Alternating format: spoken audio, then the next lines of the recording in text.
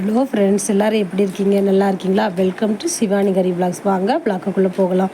இந்த வீடியோ பிடிச்சிருந்தா லைக் பண்ணுங்கள், ஷேர் பண்ணுங்கள், சப்ஸ்கிரைப் பண்ணுங்கள். நம்ம இன்றைக்கி பார்க்க போகிறது நார்த்தங்காய் ஊறுகாய் தாங்க. அதுக்கு நல்ல நார்த்தங்காவை எடுத்து நல்லா கழுவி முக்கால் வேக்காட்டில் நம்ம அவிச்சு வச்சுக்கணும். அதை நமக்கு தேவையான சைஸில் நல்லா குட்டி குட்டியாக அந்த சீடெல்லாம் எடுத்துகிட்டு கட் பண்ணி வச்சுக்கிடுங்க. இதுக்கு ஹோம்மேடு மசாலா தான். வத்தல், கொஞ்சம் வெந்தயம், கடுகு, இந்த மூணையும் நல்லா வறுத்து எடுத்துகிட்டு உப்பை ஆட் பண்ணி குறப்பாக மசாலா நம்ம மிக்ஸி ஜாரில் திரித்து வச்சுக்கணும். இந்த ஒரு வானொலி வச்சு அதில் வந்து நல்லெண்ணெய் ஊற்றி நம்ம கட் பண்ணி வச்சுருக்கிற இந்த நார்த்தங்காய் பீஸை அதில் ஆட் பண்ணி நம்ம அரைச்சி வச்சுருக்கிற மசாலாவையும் ஆட் பண்ணி நல்லா கிண்டி இறக்கிட்டோன்னா சுவையான நார்த்தங்காய் ரெடிங்க. இது 1 வருஷம் ஆனாலும் கெட்டு போகாதுங்க.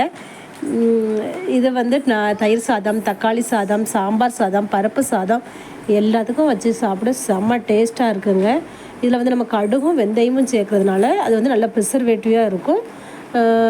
பூஞ்சான் எதுவும் நம்ம அட்டாக் ஆகாது. நம்ம இதில் வந்து வினிகர் எதுவும் ஆட் பண்ண வேண்டாம். நம்ம இந்த வெந்தயம் கடுகுமே போதுங்க, நல்ல ப்ரிசர்வேட்டிவ். இதே மாதிரி ஒரு நல்ல வீடியோவில் உங்களை பார்க்குறேன். அது வரைக்கும் பாய்.